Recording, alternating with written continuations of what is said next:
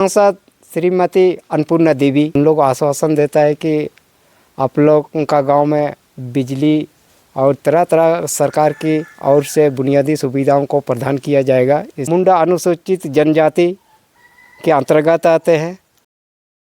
कोडरमा लोकसभा का चुनाव 20 मई से होना है, क्या आप लोगों को लगता है कि विकास हुआ है? हमारे गांव में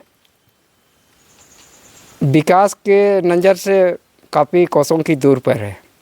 सरकार की ओर से हमारे गांव में अभी तक ना बिजली का सुविधा उपलब्ध कराया गया, ना तालाब, ना चापाकल, ना कुआं, ना पेयजल, किसी तरह का अभी तक हम लोगों को सरकार की ओर से सुविधा प्राप्त नहीं हुई है।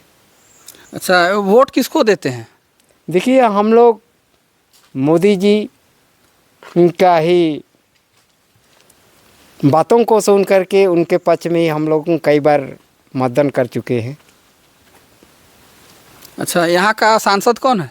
यहाँ का सांसद श्रीमती अन्नपूर्णा देवी। अच्छा, वोट मांगने के लिए कोई आता है यहाँ? नेता उता को आया आज तक यहाँ पे? देखिए, इसमें बीजेपी के वरिष्ठ कार्यकर्ता के लोग यहाँ पर पहुँचते हैं। अच्छा, और उन लोग के निर्देश पर हम लोग देते हैं और उन लोग आश्वासन देता है कि आप लोग का गांव में बिजली और तरह तरह सरकार की ओर से बुनियादी सुविधाओं को प्रदान किया जाएगा। इस तरह से हम लोगों को आश्वासन दे करके उन लोग चले गए, लेकिन अभी तक हम लोग का गांव में बुनियादी सुविधाओं का विकास नहीं हुआ। अच्छा, यहाँ पे विद्यालय है, स्कूल है? हमारे यहाँ विद्यालय नहीं है। यहाँ से करीबन हम लोगों को बच्चों को शिक्षा प्राप्त करने के लिए लगभग 4 किलोमीटर शहर में चले जाते हैं शिक्षा प्राप्त करने के लिए हमारे बच्चों को। आप कहाँ तक पढ़े लिखे हैं? मैं देखिए अक्षर को पढ़ सकते हैं, लिख सकते हैं, ये हम सच्चा आदमी है। अच्छा, आप लोगों का ये रोजी रोटी कैसे चलता, क्या करते हैं आप लोग काम वगैरह? देखिए, रोजी रोटी हम लोग इस गांव के लोग माने परिवार चलाने के लिए शहर में मजदूरी करने के लिए जाते हैं और मजदूरी करके ही हम लोग का जीवन यापन करते हैं। मजदूरी ही हम लोग का एक मुख्य स्रोत का साधन है, आय भी है। कौन सा जाति से आप लोग आते हैं? हम लोग मुंडा अनुसूचित जनजाति के अंतर्गत आते हैं और मुंडा अनुसूचित जनजाति से ही बिलोंग करते हैं। अच्छा, मुख्यमंत्री कहते हैं कि आदिवासी मूलवासियों के लिए मैं बहुत कुछ करना चाहता हूँ, बहुत कुछ कर रहा हूँ, विकास कर रहा हूँ, क्या आपको नज़र आया विकास अब तक अभी?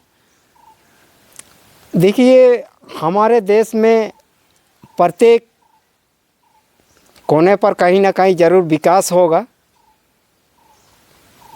क्योंकि उत्तर पूर्व पश्चिम दक्षिण होता है, लेकिन कोई भी सरकार रहे मगर चारों दिशाओं में विकास का किरण सही रूप से सुचारू रूप से नहीं पहुंच पाता है। उसी कारण से हो सकता है हमारे गांव में अभी तक इन्हीं कारणों के चलते सरकार का जो योजना चल रही है वो नहीं पहुंच पाया। चलिए, ये बहुत बड़ी बात बोल दिए हैं और इनके बात व्यवहार से नहीं लग रहा है कि ये पढ़े लिखे नहीं हैं। कहीं ना कहीं मुझे लग रहा है कि बहुत ज़्यादा पढ़े लिखे होंगे, शायद से मुझे लग रहा है। लेकिन और ये मुंडा जाति से आते हैं, आदिवासी आप कह सकते हैं, आदिवासी के अंतर्गत आते हैं। इन्होंने कहा कि सरकार की योजनाएँ हैं वो चारों तरफ किरणें नहीं पहुँच पाती, कहीं पहुँच पाते कहीं नहीं पहुँच पाती है ये है।